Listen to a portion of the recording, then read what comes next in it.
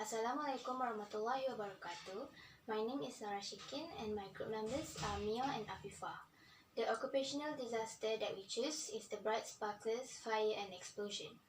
In the first half, I will be talking briefly about the background and the causes of the disaster. Next, the second half will be continued by Mia. He will talk about the relation between the disaster and the accident causation theory. Lastly, the third half will be presented by Afifa. She will talk about safety recommendations related to this disaster. Without further ado, I will start our presentation. The Bright Sparklers Fireworks Factory was located at Kampung Baru, Sungai Buloh, Selangor, in an agriculture area about 30 feet away from a residential area. The factory buildings were not constructed according to specifications. For example, the distance between the buildings was not considered, as it was too close to a residential place where people live. The fireworks raw materials and the finished products were assembled by hands, tested and stored at the factory. The main types of fireworks manufactured were handheld sparklers, Roman candles, fountains, and rockets. On 7 May 1991 at about 3:45 p.m., a new product was being tested close to chemicals which had been dried. It is believed that fire sparks and smoldering casing fragments flew in many directions, some falling on the chemicals, causing a fire. Some fragments flew to the inside of the canteen. At that time, the canteen contained thousands of finished and semi-finished products. The fire spread, causing an explosion, which caused the rockets to fly everywhere, spreading the fire to other places and buildings. There were finished products and various types of chemicals being stored in various buildings within the factory premises. Also, it was indicated that there were 2 containers loaded with finished products ready for shipment. The fire rapidly spread to other buildings, causing a series of explosions. The fireworks industry is a dangerous business, where the manufacturing of firework products is imposing a continuous source of potential hazards and jeopardizing the lives of employees and surrounding residents. Unless all safety measures are considered, Malaysia has experienced such type of disaster when the Bright Sparklers factory exploded in 1991. The Bright Sparklers tragedy was a result of an accumulation of errors in a period estimated to be 16 years. The errors accumulated due to the breaching of the statutory regulations, rules, laws, and procedures by the Sparklers Company's management. The findings from the inquiry report shows that the company breached through the installation of the firework factory on agricultural land and operating the factory without a manufacturing license. On many occasions, they import the raw materials, store the explosive materials, and export the fireworks products without authorization and license.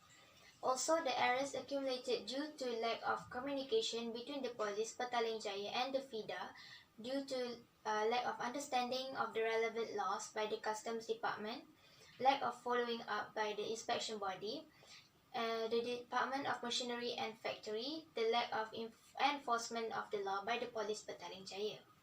The company and the authority failed to learn from the warnings such as the fire explosion accident, and the complaints. Also, the use of fireworks occasionally during religious celebrations and national occasions could trigger a disaster waiting to happen.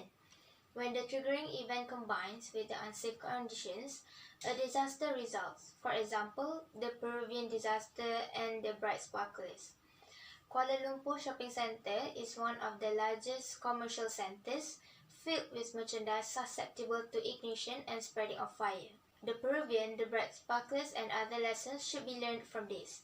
Also, all of the safety measures should be taken during the use of fireworks on occasion, such as festival for New Year.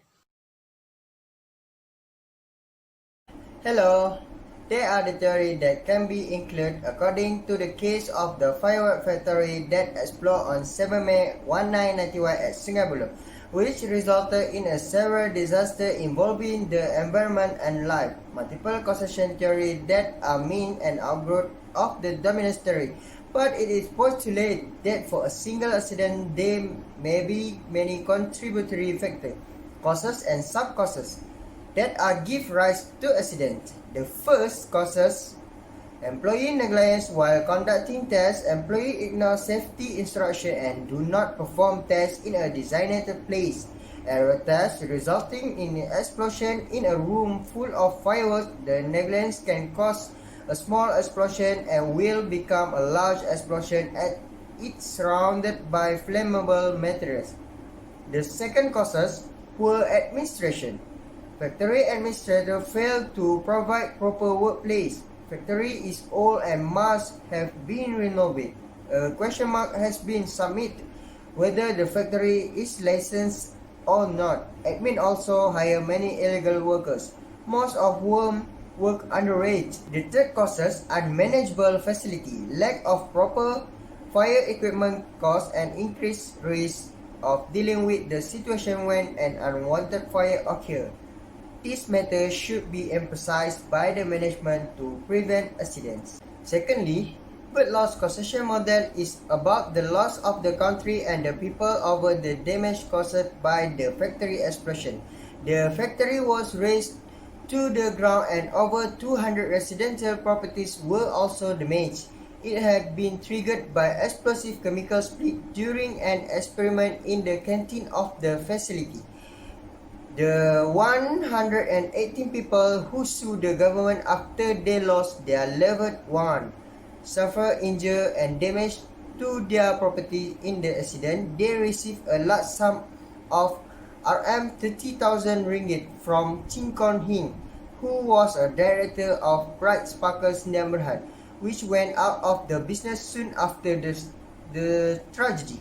The global payment by the Director of Selangor Land and Mine Department, almost the Petaling District Council and the Government of Malaysia, the second, third and fourth defendant respectively was made without admitting liability, and final payment for general and special damage also the interest. The government made an out of the court settlement of Rm954,685 in 2006. There are 26 people were killed and 83 people were injured. Victims were taken to the Kuala Lumpur hospital for further treatment. Lastly, Harris theory. Harris law is based on probability and assumes that the numbers of accident in inversely proportion to the severity of this accident. It leads to the conclusion that minimize the number of minor incidents will lead to a reduction in major accidents, which is not necessarily the case. In his 1932 book, Industrial Accident Prevention, William Harris wrote that there are 5 factors in the accident sequence. The first factor is the social environment and ancestry. Traits such as recklessness, stubbornness, avariciousness, and others undesirable character trait may be passed along through inheritance. The second factor is the fault of the person. These factors state that inherent or acquired traits of the person, such as violent temper, lack of consideration, ignorance of self-practice, are responsible for the person committing unsafe act or allowing the existence of mechanical or physical hazard. The third factor is the unsafe act and mechanical or physical hazard.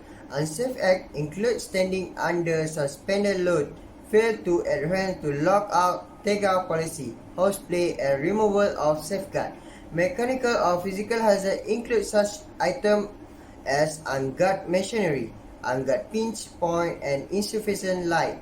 The fourth factor is the accident. The accident include events such as slip and trip, being struck by flying object, being caught in machinery, or coming into contact with high energy source. Finally, the fifth and the last factor in the injury. Injuries include fracture, laceration that result directly from accident. The factor works do what is said in the theory. This is misconduct that should not be emulated by others company to start a business. These are the recommendations in safety that help to prevent from this incident happen again in the future. Firstly, the application of the standard regulation and specification during design, installation, manufacturing, operation, testing, and maintaining are required and should be followed in order to meet the minimum safety requirements. Second, understanding of the regulation, rules, and enforcement of the law by the authorities is necessary to control the country's organizations. The following up of the recommended action decisions are required from the organization management as well as the authorities to remedy any error and prevent from the accumulation of errors inside the organization. The warnings such as the near-miss incident, accident, and complaints should be investigated deeply and seriously by the organization management at all levels and the relevant authorities. Safety should always given top priority during design, construction, and operation as well as safety training and improving of culture level.